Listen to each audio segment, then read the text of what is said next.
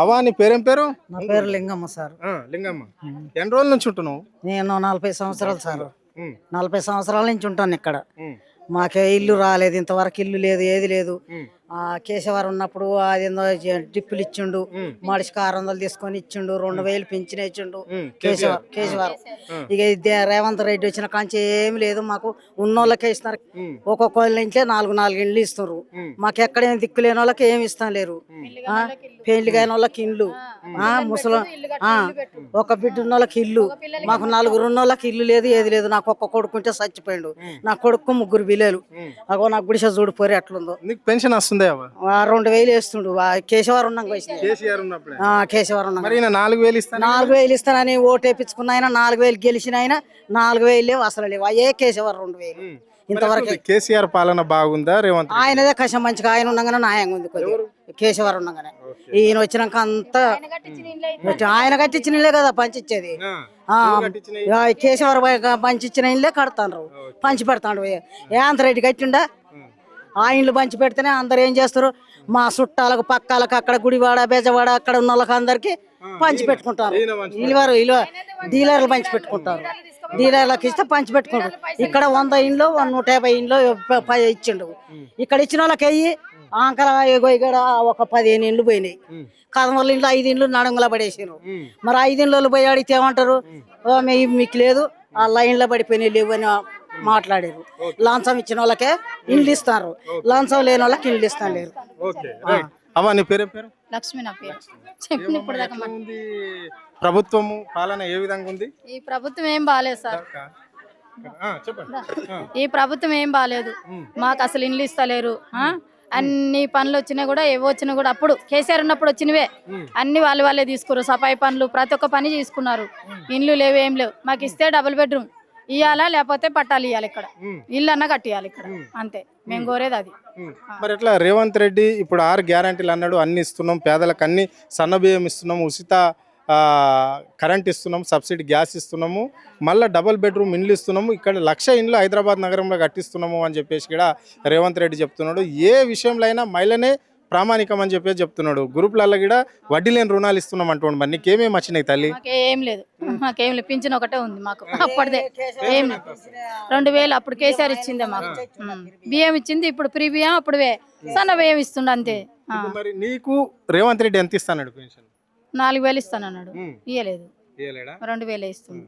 మరి ఎక్కడ double bedroom ఇల్లు కావాలంటే మరి ఇక్కడ మీ ఎమ్మెల్యే కావచ్చు, లోకల్ లీడర్ కావచ్చు, ముఖ్యమంత్రి ఏమంటున్నాడు? మా ఎమ్మెల్యే ఏమంటాడు, ఇస్తుంటే లీడర్లకు ఇస్తున్నాడు. లీడర్లు ఏమంటారు, నేను అంతా పోతే మేము ఆడికి పోతే అంటాడు, మేమంతా లక్ష్మికి ఇచ్చినాం, మేము లక్ష్మికి ఇచ్చినాము, తీసుకో లక్ష్మికి ఇచ్చినాం అంటారు, కానీ మాకు ఇవ్వలేదు. వీళ్ళేం బయట అమ్ముకుంటారు. డబుల్ బెడ్రూమ్ లో ఎంత అమ్ముకుంటున్నారు? 2,50,000 అమ్ముతుండ్రు.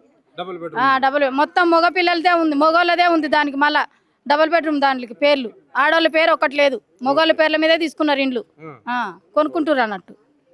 సూర్యాపేట, ఖమ్మము, మళ్ళా ఎక్కడెక్కడో దూరం ఊర్లలో తీసుకుంటారు. చుట్టాలకి పక్కాలకి లీడర్లే 5 ఇండ్లు 10 ఇండ్లు తీసుకుంటారట, మరి మిగతా వాళ్ళకి ఇస్తలేరు. అమ్మా నీ పేరేం పేరు? నా పేరు మరియమ్మ సార్. నేను 25 సంవత్సరాలు ఉన్నా ఇక్కడ ఉండబట్టి. 25 సంవత్సరాల నుంచి మేము మంచిగానే బతికినాం, ఇళ్ళల్లో పని చేసుకొని మంచిగానే బతికినాం, మంచిగానే ఉన్నాం.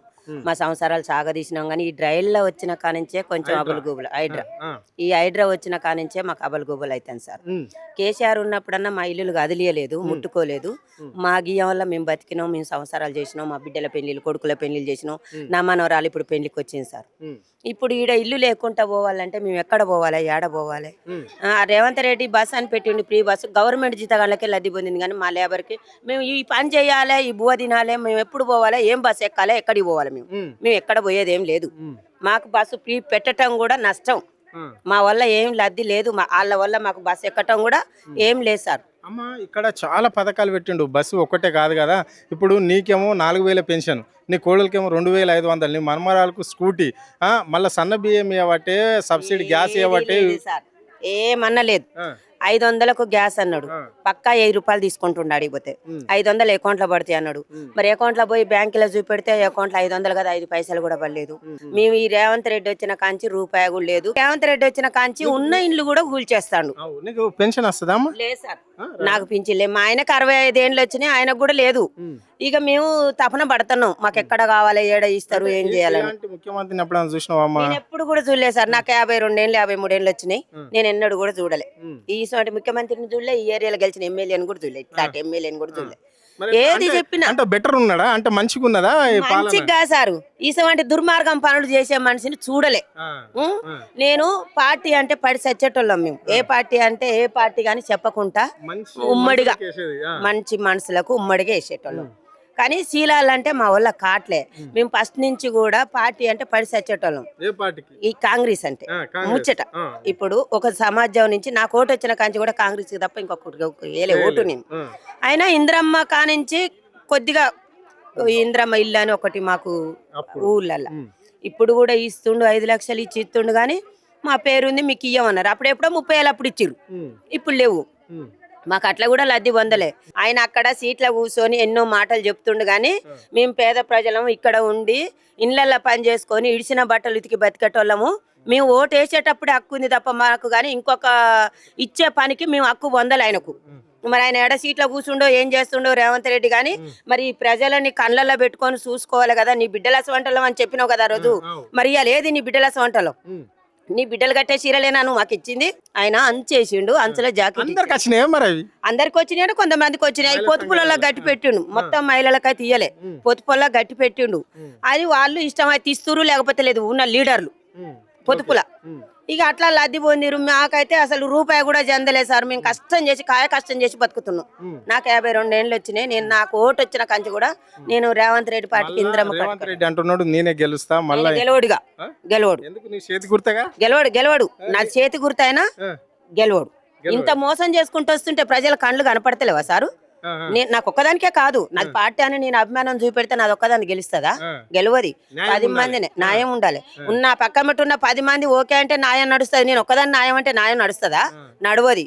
ఎప్పటికి కూడా ఇది ఆయన ప్రభుత్వం ఉన్న రోజులు ఈ జనం ఇట్లా ఏడవాల్సిందే, ఇట్లా దూడవాల్సిందే. కాంగ్రెస్ పార్టీ ఉన్నంత. Okay sir, okay.